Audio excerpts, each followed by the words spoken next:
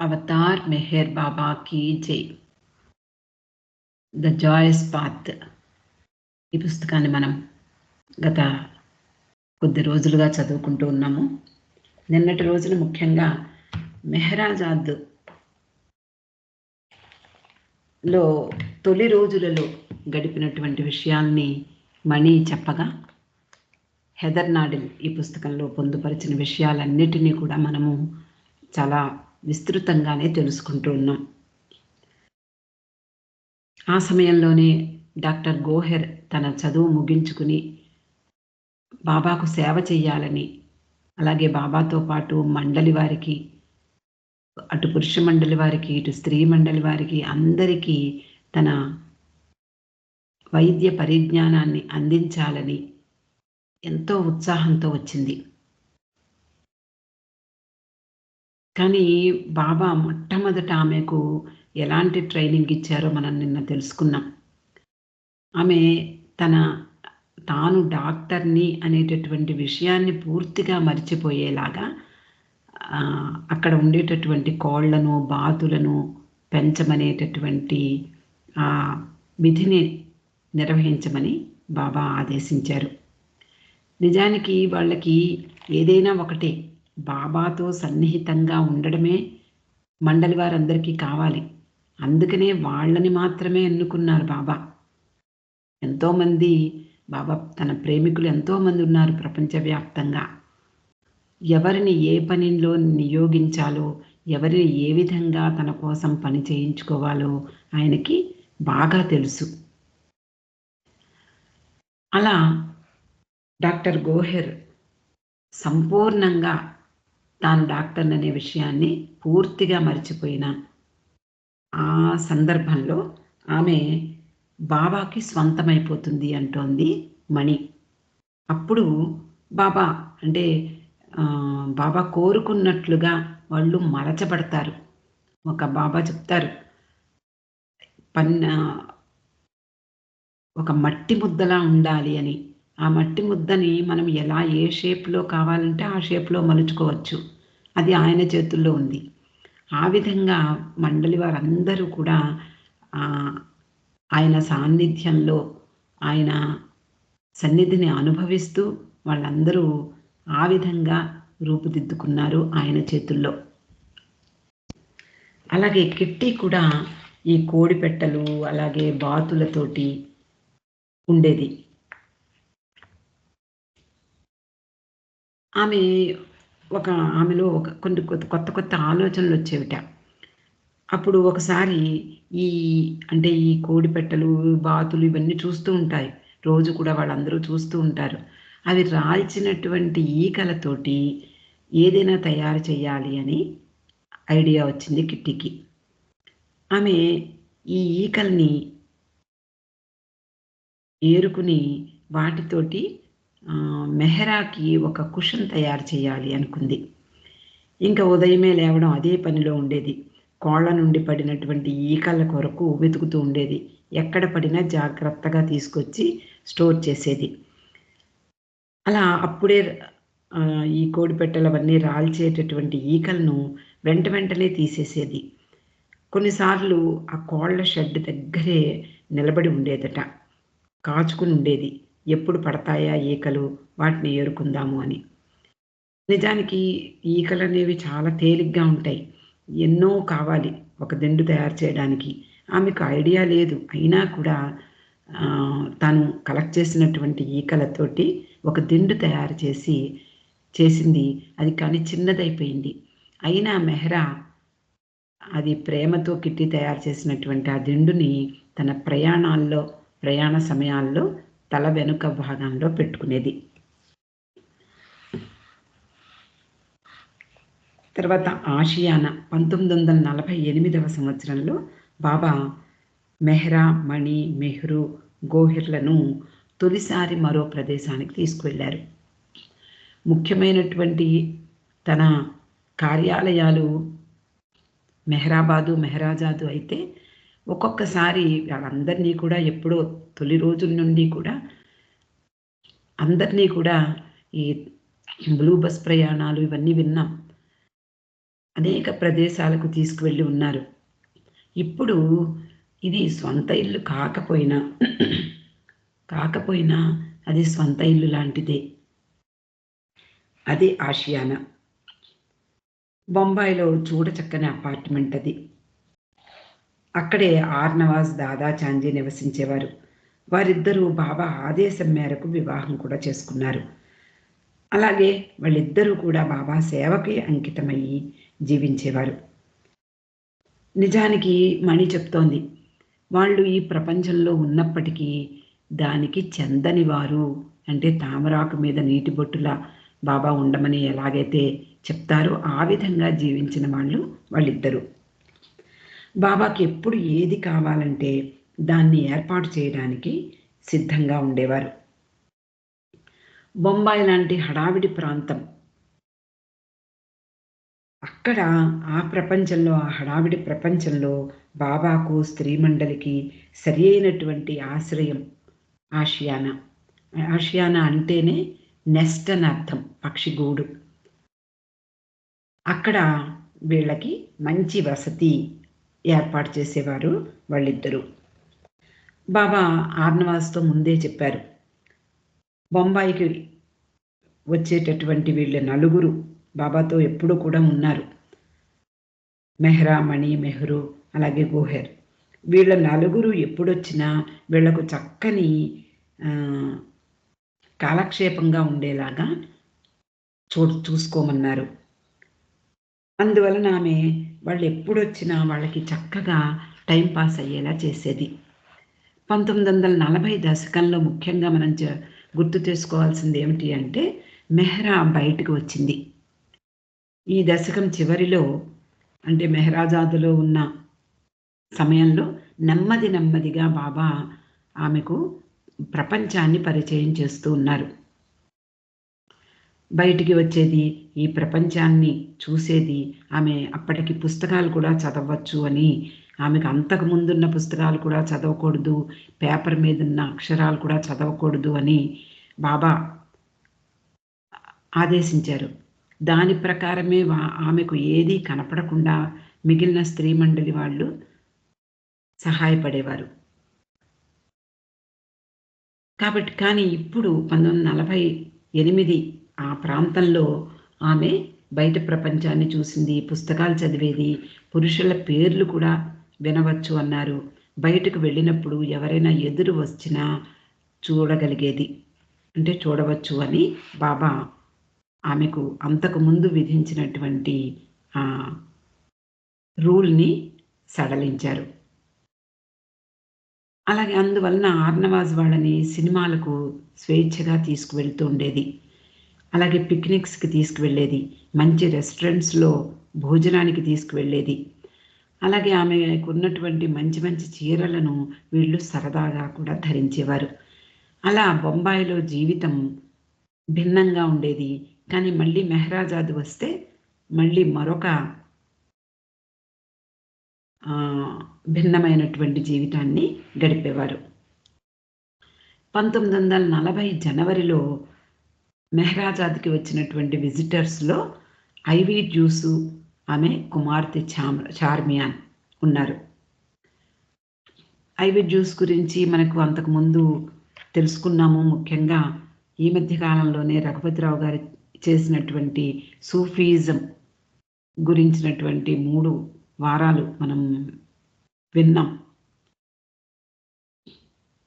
ఈ సూఫీయిజం గురించినటువంటి విషయాలు క్లుప్తంగా చెప్పుకోవాలి అంటే, భారతదేశంలో ఈ సూఫీ మతానికి గురువైనటువంటి ఇనయత్ ఖాను ప్రపంచంలో అన్ని దేశాలలో కూడా ఈ సూఫీ మతాన్ని వ్యాపించేందుకు చాలా కృషి చేశాడు.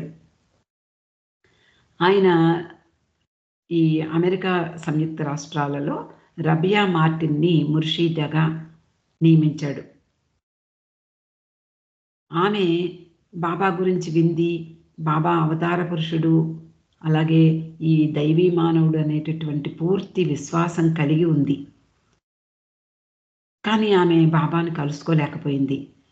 ఎంతో ప్రయత్నించింది, కలుసుకోవాలని అనుకున్న సమయంలో ఆమె అనారోగ్యంతో మంచం పట్టింది.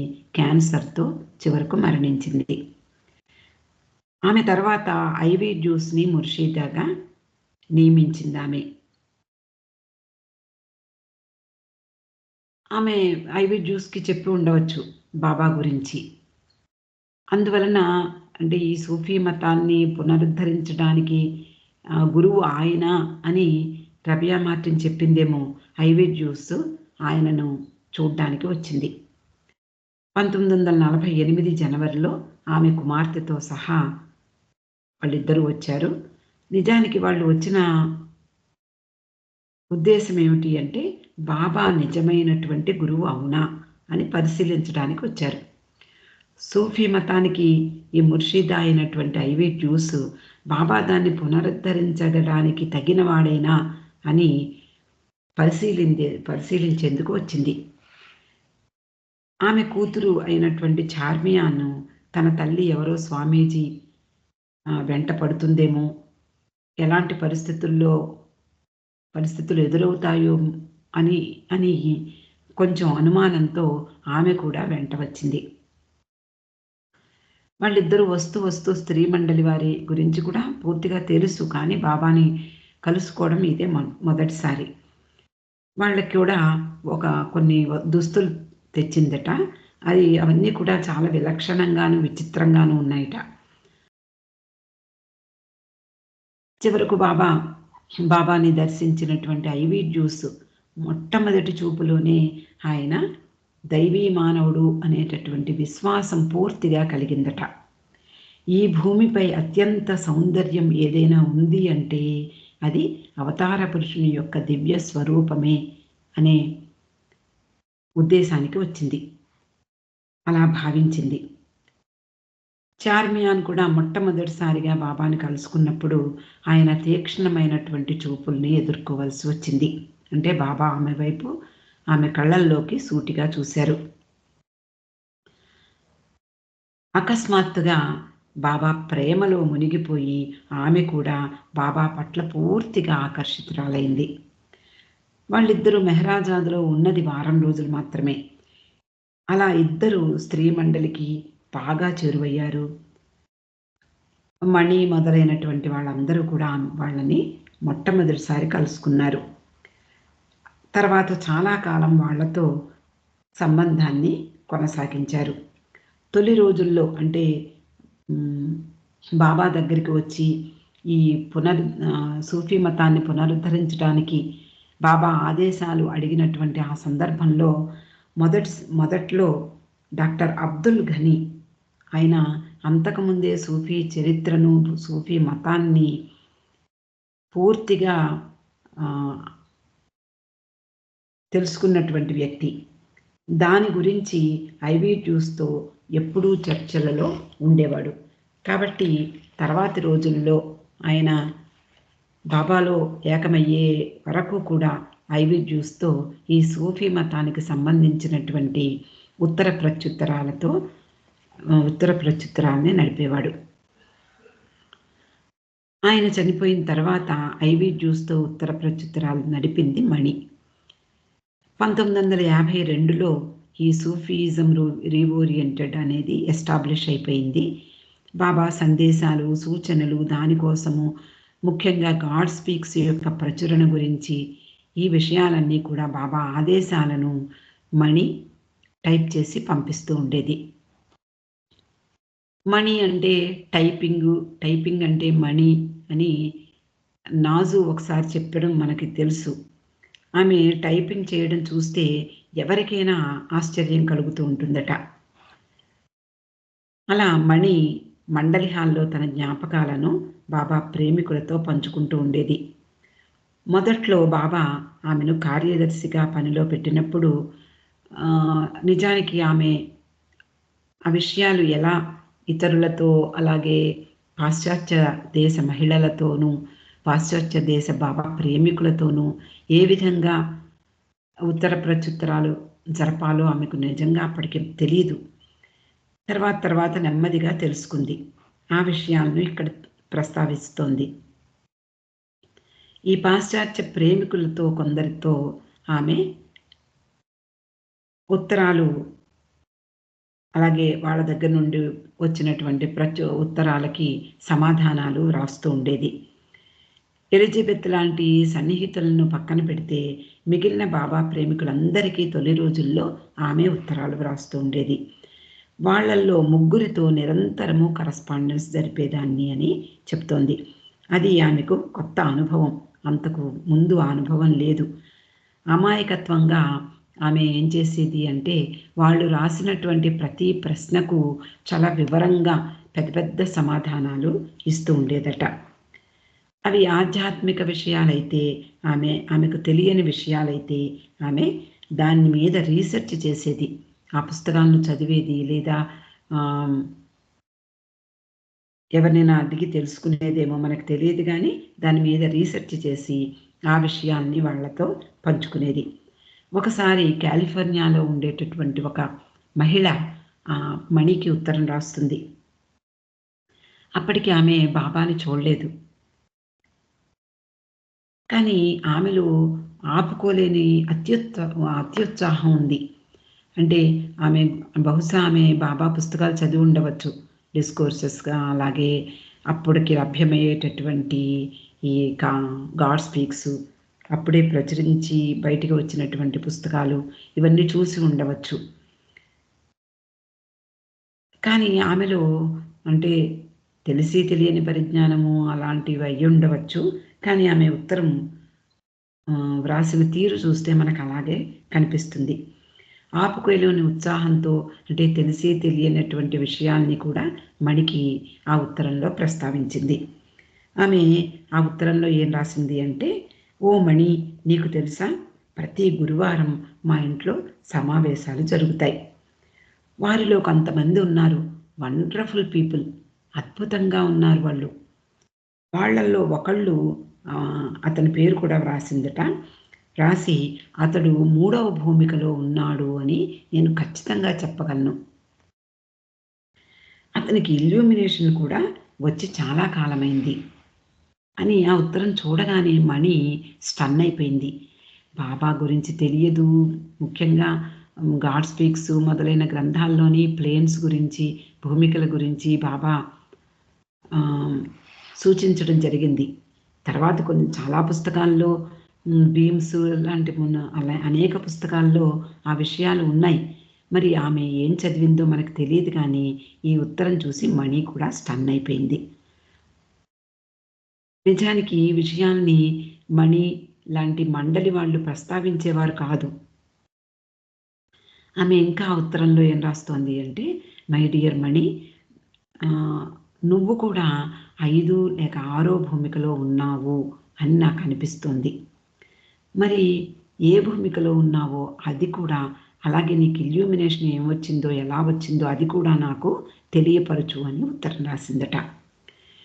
ఇంకా మణి తనలో తాను ఏంటి ఈ పరిస్థితి, ఏం చేయాలి ఇప్పుడు, ఆమెకి ఏం చేయాలి, ఆమెకి ఎలా రాయాలి అని తర్జన భర్జనలు పడింది. చివరకు మణి ఏం రాసింది అంటే, చాలా నిజాయితీగా ఆమెకు ఉత్తరం రాసింది. అందులో ఏమంటోంది అంటే, ఈ భూమికల గురించి నాకేమీ తెలియదు, ఎందుకంటే నేను ఇంతవరకు ఏరోప్లేనే ఎక్కలేదు, అందువలన ప్లేన్స్ గురించి నేనేం చెప్పగలను అంటూ చమత్కారంగా ఉత్తరం రాసింది. అలాగే ఇల్యూమినేషన్ గురించి, ఇల్యూమినేషన్ నీకు ఎప్పుడు జరిగింది అని అడిగితే, ఇల్యూమినేషన్ ఏమిటి నా మొహం అనుకుని మణి ఆమెకు, చూడు, మాకు ఈ మెహరాజాద్లో ఉంటున్నాము, ఇక్కడ ఎలక్ట్రిక్ దీపాలు లేవు, కిరోసిన్ దీపాలనే వాడతాం. మరి ఇల్యూమినేషన్ గురించి నాకేం తెలుసు, ఆ దివ్య ప్రకాశం ఎలా ఉంటుందో, అసలే మేము సగం వెలుతురు సగం చీకట్లో బతుకుతూ ఉన్నాం ఇక్కడ మెహరాజాద్లో. అలాంటిది ఆ దివ్య ప్రకాశం ఎలా ఉంటుందో నేనేం చెప్పగలను నీకు అంటూ చమత్కారంగా ఉత్తరం రాసింది. ఆ తర్వాత Mani Meher centre on the lakes, Myrtle Beach గురించినటువంటి విషయాలు ఇక్కడ పొందుపరిచింది. 1946వ సంవత్సరంలోనే మిర్టిల్ బీచ్ న్యూస్ అనేటటువంటి పత్రికలో ఒక విషయం ప్రచురితమైంది. అదేమిటి అంటే, మెర్టిల్ బీచ్ అమెరికా సంయుక్త రాష్ట్రాలలో ప్రముఖ ఆధ్యాత్మిక కేంద్రాలలో ఇది కూడా ఒక ఆధ్యాత్మిక కేంద్రంగా మారవచ్చు. అమెరికా యొక్క ఆధ్యాత్మిక మక్కాగా ప్రసిద్ధి పొందుతుంది అని ఎవరో భవిష్యత్తు చెప్పారట.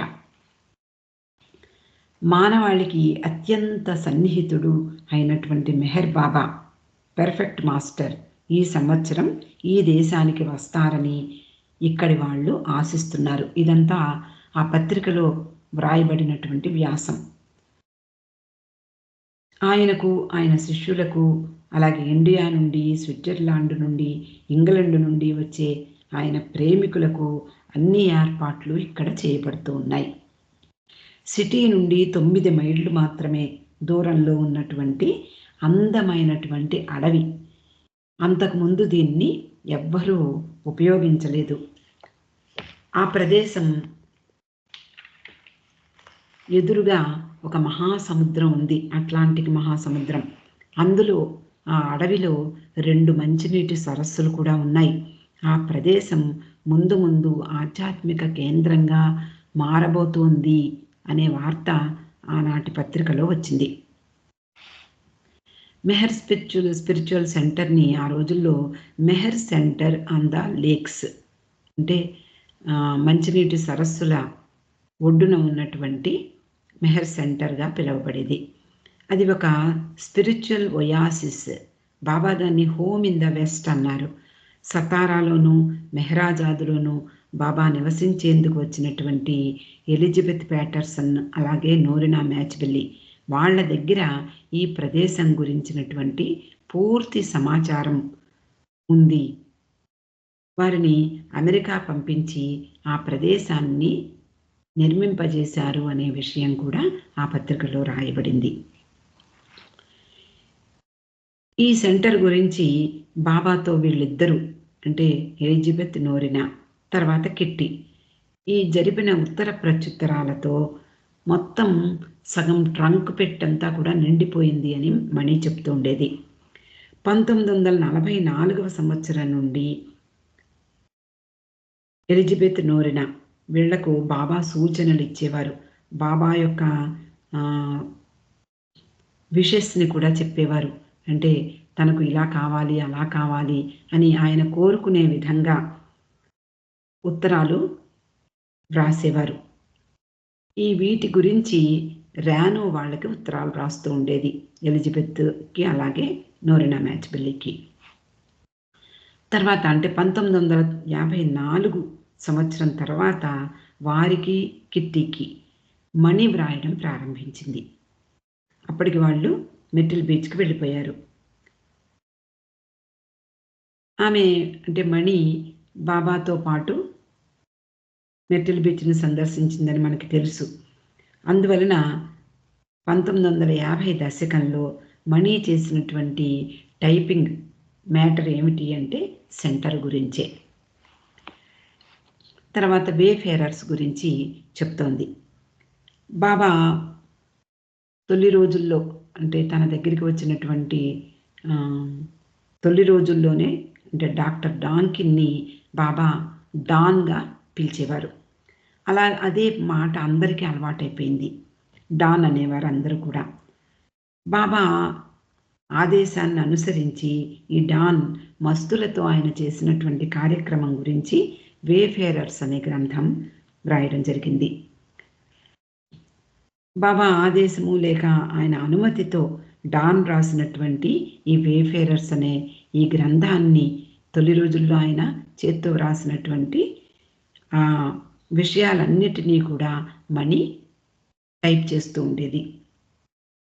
1940 సెప్టెంబర్లో స్త్రీ మండలి వారిలో కొందరు బాబాతో మెహరాజాదులో నివసించడానికి వచ్చినటువంటి ఆ రోజుల్లోనే మణి ఆయన వ్రాసినటువంటి పేపర్స్ని టైప్ చేస్తూ ఉండేది. కొన్నిసార్లు ఈ డిస్కషన్ కోసం అంటే వేఫేరర్స్ని టైప్ చేసే సమయంలో డాన్ కూడా అక్కడే ఉండేవాడు. మణితో పాటు అక్కడ కూర్చుని ఏదైనా కావాలి అంటే కొంచెం వివరాలు ఇస్తూ ఉండేవాడు మణికి.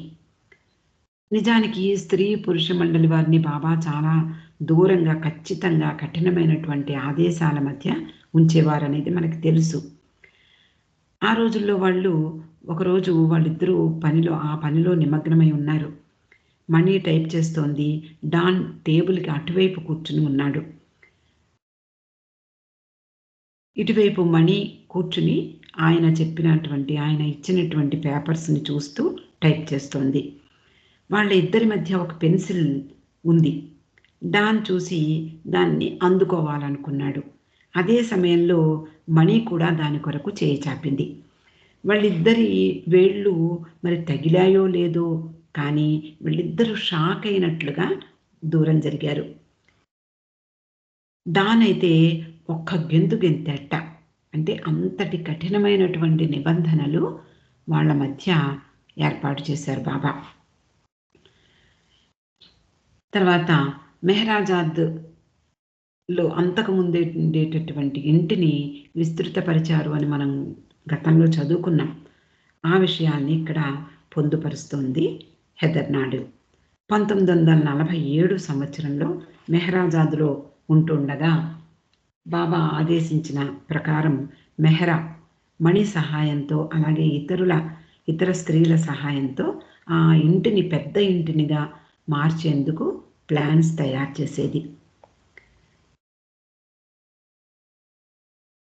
బాబా ఏం చెప్పారు అంటే వాళ్ళు ప్రస్తుతం నివసిస్తున్నటువంటి ఇంటిని కొంత విస్తరింపచేయాలని అలాగే దాని మీద పై అంతస్తు కూడా నిర్మింపచేయాలని అందులో అక్కడ 2 గదులు ఉండేలాగా పెద్ద డైనింగ్ హాల్ ఉండేలాగా ఒక సిట్టింగ్ రూమ్ ఉండేలాగా కావాలని కోరుకున్నారు. 1948 ఫిబ్రవరిలో మెహ్రా ఇచ్చినటువంటి ప్లాన్ ప్రకారం ఈ నిర్మాణం పనులు చేపట్టారు. 6 నెలలు పట్టింది వాళ్ళకి.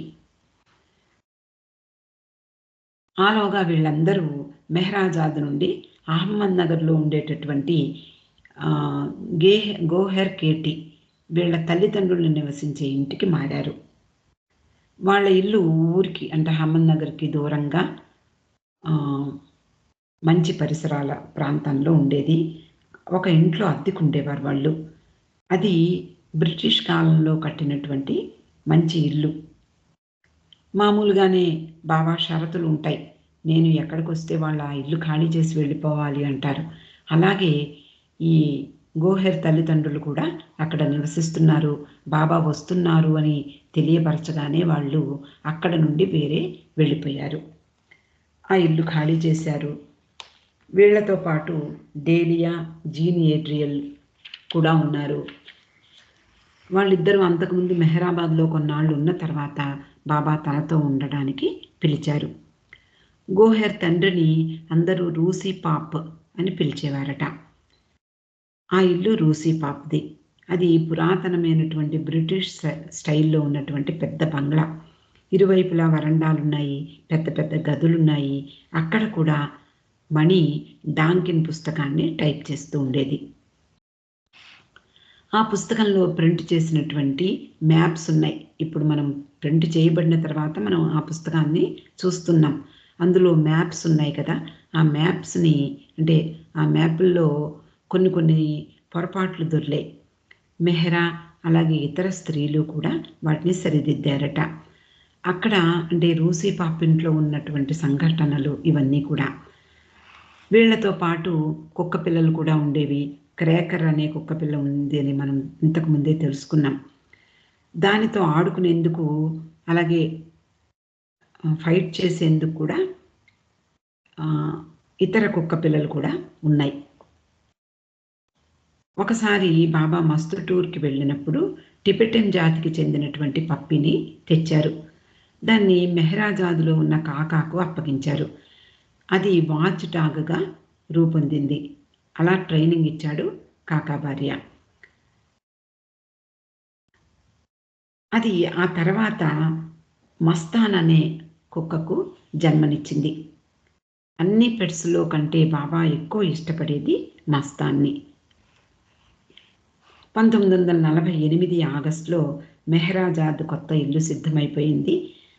గృహప్రవేశం కూడా చాలా సంబరంగా బాబా ప్రేమికుల మధ్య జరిగింది.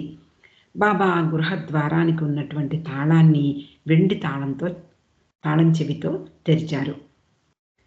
మెహరాజాద్‌లో వాళ్ళ జీవితం అంటే వాళ్ళ నివసించేటటువంటి ఆ జీవితానికి కొత్త అధ్యాయానికి తెరదీసినట్లయింది. కొత్త ఇంటికి మెహర్జీ కర్కారియా ఒక పర్షియన్ కార్పెట్‌ని పంపించాడు. ఆ కార్పెట్టు ఎంత జాగ్రత్తగా బాబా చూసేవారనేది ఇక్కడ మణి చెప్తోంది. ఆ కార్పెట్‌ని అత్యంత శుభ్రంగా ఉంచాలి అని చెప్పారు. చెప్పులు వేసుకుని దాని మీద నడవకూడదని కూడా బాబా ఆంక్ష పెట్టారు.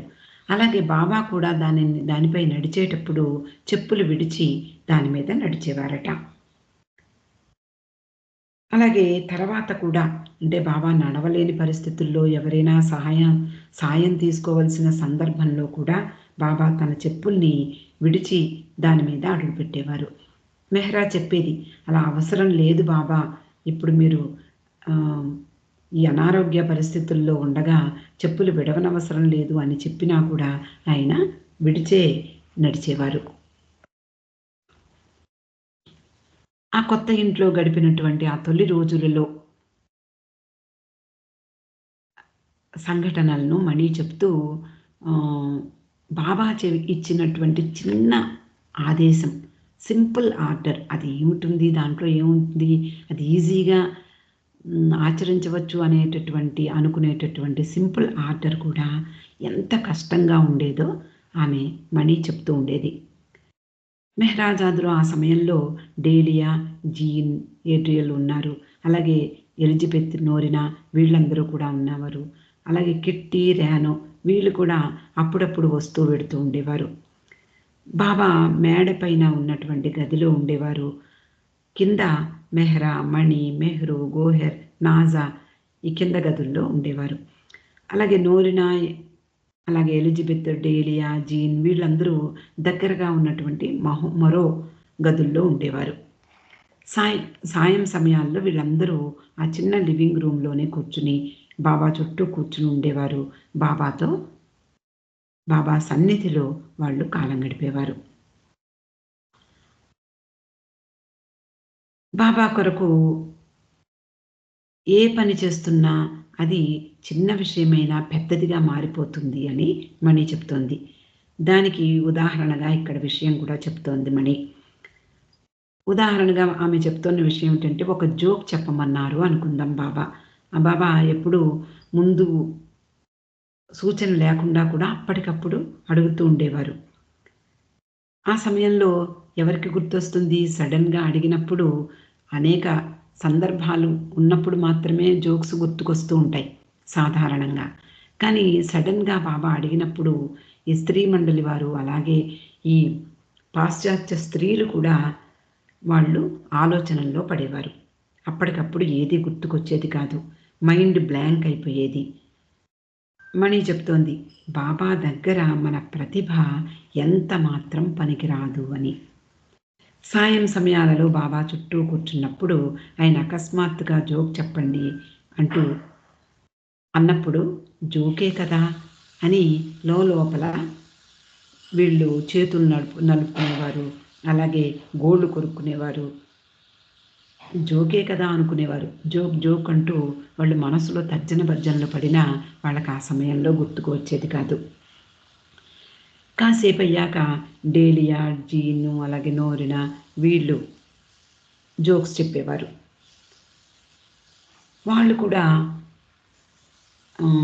ఏదైనా చెయ్యాలి. బాబా ఇలా అకస్మాత్తుగా అడిగితే మనం ఎక్కడి నుంచి గుర్తుకు వస్తాయి మనకి అనుకుంటూ వాళ్ళు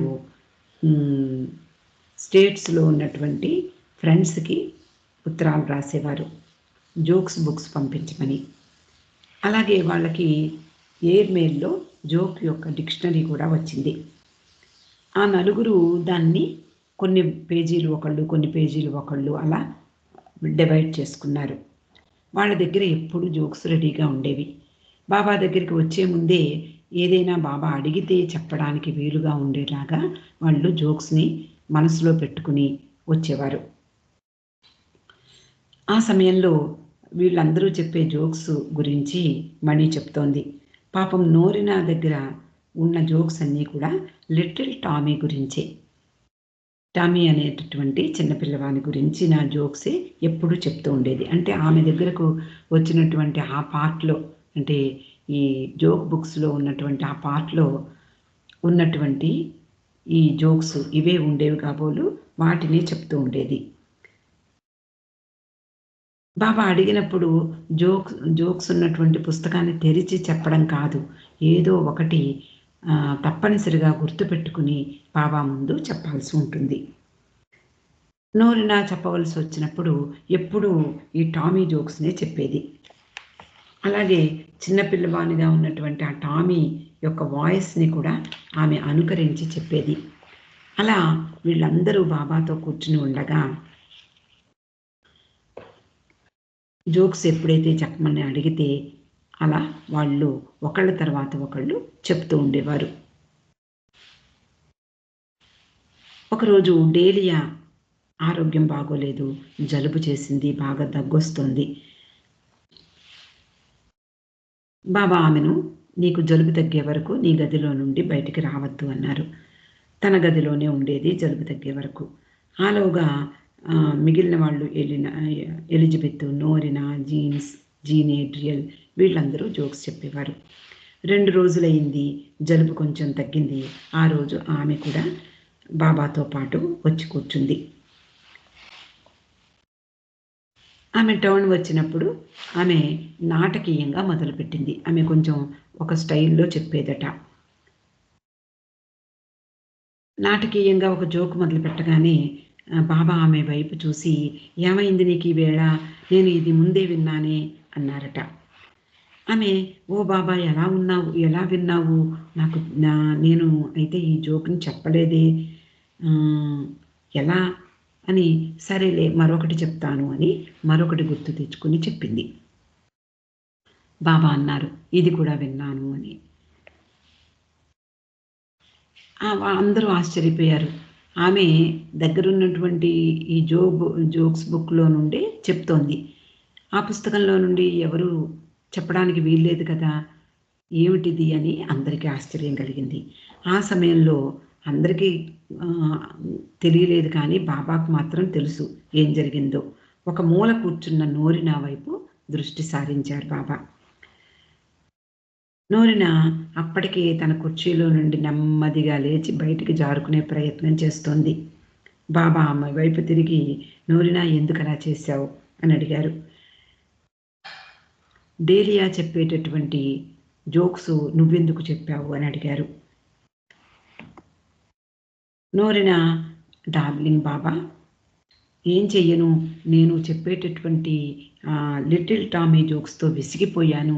కాబట్టి ఆమె పుస్తకంలో ఉన్నటువంటి జోక్స్‌ని నీకు చెప్పాను" అని చెప్పి ఒప్పుకుంది. ఈ టామీ జోక్స్ అనేవి చాలా విసిగిపోయాను బాబా. అందువలన ఆమె జోక్స్‌ని తీసుకొని చెప్పాల్సొచ్చింది అని తన తప్పుని ఒప్పుకుంది.